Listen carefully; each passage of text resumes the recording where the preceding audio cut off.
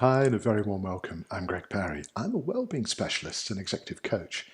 And today I thought we would approach wellbeing from a slightly different angle. Perhaps make this video a little bit more intriguing because if you look at social media, there is an enormous amount of attention and information on diet, how you eat, making sure that you eat naturally, eating right for your body type. The internet is full of gurus offering advice, often conflicting on what's best for your health. But I want to talk about a slightly different form of nutrition.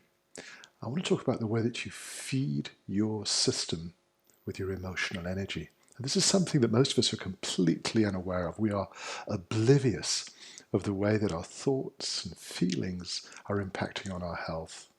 But they are. Our emotional, our mental energy has a measurable impact on our hormones, on the endocrine system. It affects us on a cellular level.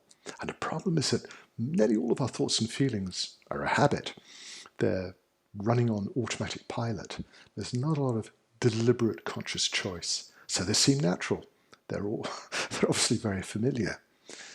And we rarely stop to consider the impact of how all this enormous amount of energy is affecting the quality of our lives. We could put it in very simple terms. There is an Oriental tradition that describes these choices as two doors.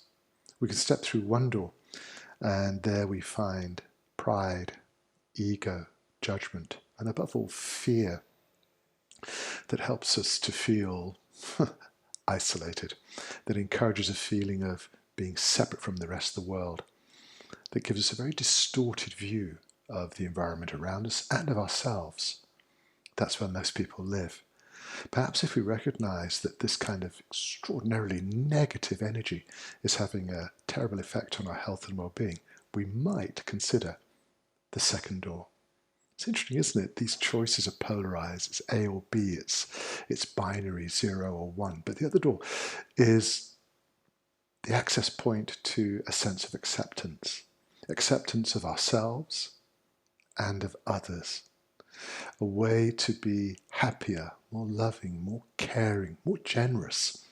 And rather than seeing the world as a source of danger or threat, we begin to see the world simply as a reflection of ourselves. And when you're feeling kinder, more gentle and generous towards yourself, this attitude tends to be reflected in the world around you.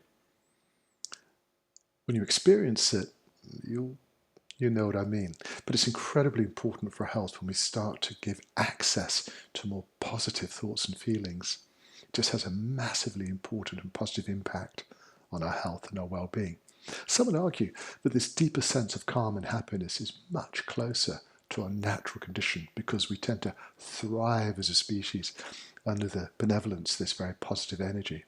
So a message for you today is to just become a little bit more aware of how you're thinking, of how you're feeling, and make a simple choice to adopt a happier, more positive attitude.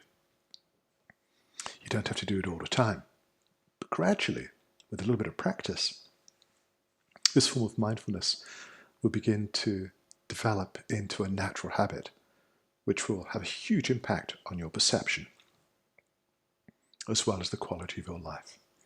If you found that interesting, if you'd like to make any comments, feel free to email me. My address is in the description. In the meantime, may I wish you a wonderful day, and I'll be back with you again tomorrow.